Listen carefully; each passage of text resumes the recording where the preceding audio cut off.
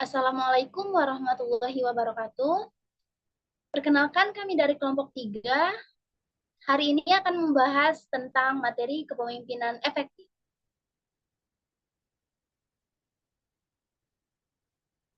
Untuk anggotanya sendiri, ada saya, Safira Salsabila Zahra, dengan NIM 23070200012, dan teman saya, Umratul Jannah, dengan NIM 23070200015.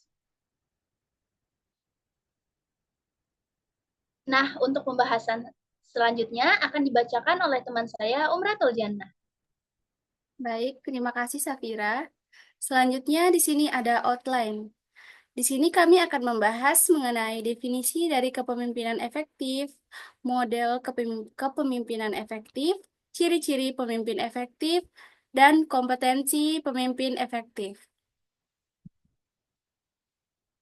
Nah, apa sih kepemimpinan efektif itu?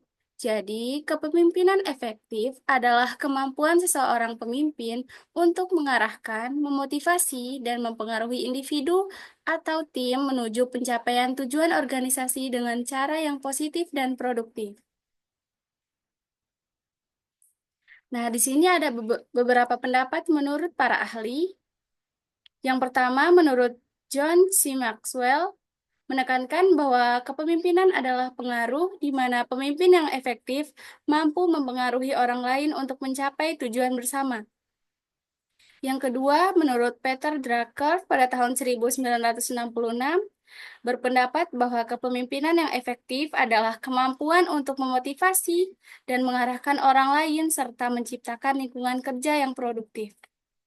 Yang ketiga, menurut Kirkpatrick dan Locke, dalam artikel yang diterbitkan di Leadership Quarterly, mereka mendefinisikan kepemimpinan efektif sebagai kemampuan untuk menetapkan visi yang jelas, membangun hubungan yang kuat, serta menghasilkan hasil yang positif. Yang keempat, menurut Daniel Goleman, menekankan bahwa pemimpin yang efektif harus mampu memahami dan mengelola emosi mereka sendiri dan orang lain yang krusial untuk memimpin tim. Dan yang terakhir, menurut Warren Bennis, menekankan bahwa pemimpin yang efektif harus memiliki integritas, visi yang jelas, dan kemampuan berkomunikasi dengan baik. Nah, di sini ada model kepemimpinan efektif. Yang pertama itu model kepemimpinan transformasional. Di sini, pemimpin yang menginspirasi dan memotivasi anggota tim untuk mencapai tujuan yang lebih tinggi. Pemimpin ini fokus pada pengembangan individu dan menciptakan visi bersama. Yang kedua, model kepemimpinan transaksional, di mana pemimpin mengatur hubungan berdasarkan imbalan dan hukuman dengan berfokus pada pencapaian tujuan jangka pendek dengan memberikan penghargaan untuk kinerja yang baik. Yang ketiga, model kepemimpinan situasional. Di sini, pemimpin menyesuaikan gaya kepemimpinan mereka sesuai dengan situasi dan tingkat kesiapan anggota tim, dengan mempertimbangkan faktor-faktor seperti tugas, pengalaman, dan motivasi anggota. Yang keempat, model kepemimpinan servant.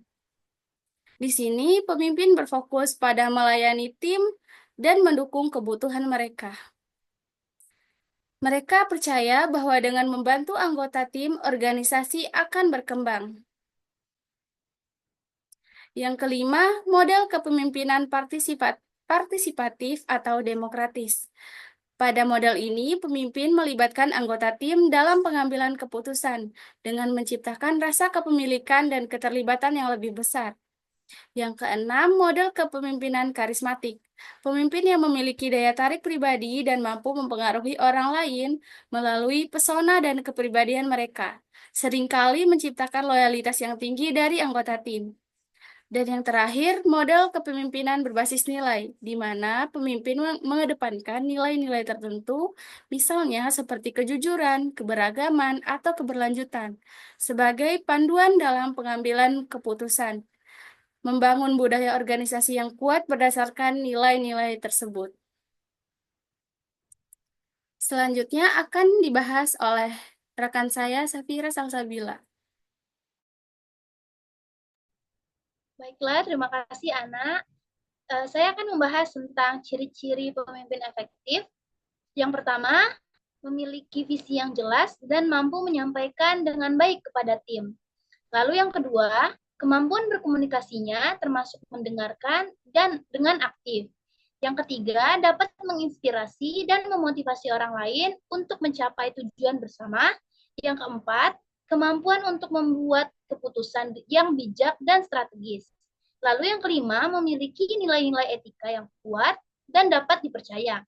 Yang keenam, dapat beradaptasi dengan perubahan dan tantangan yang dihadapi.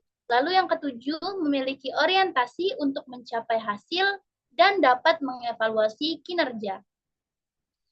Nah, di sini kami mengambil contoh tokoh pemimpin efektif, yaitu Insinyur Haji Baharudin Yusuf Habibie.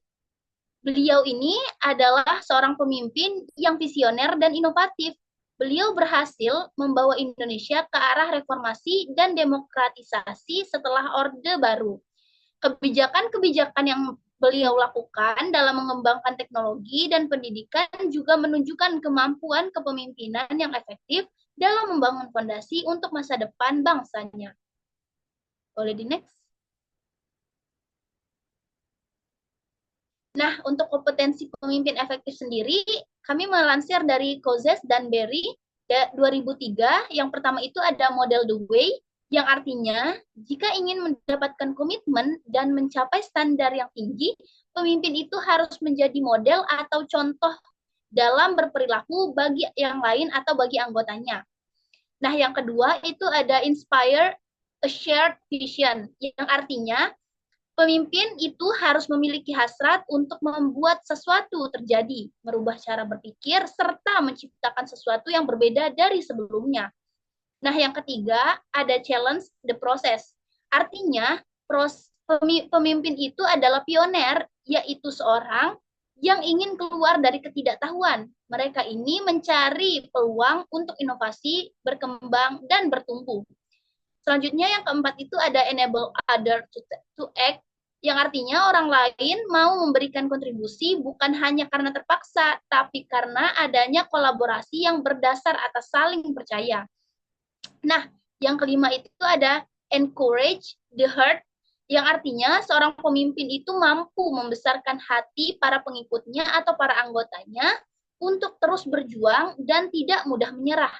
Peran pemimpin sendiri sangat penting karena tidak hanya terkecuali dalam mensukseskan pengelolaan pengetahuan. Next. Nah, untuk kesimpulannya, dari pembahasan yang kami bahas tadi, dapat disimpulkan bahwa kepemimpinan yang efektif itu tidak hanya tentang mencapai hasil saja, tapi juga tentang membangun hubungan yang positif dan memberdayakan orang lain untuk mencapai potensi terbaik dari mereka.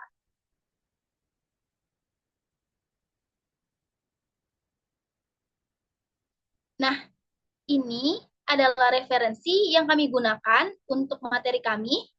Boleh di next.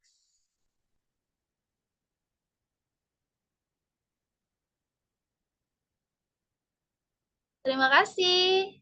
Mungkin cukup sekian dari kami. Kami akhiri. Wabillahi taufik wal hidayah. Wassalamualaikum warahmatullahi wabarakatuh.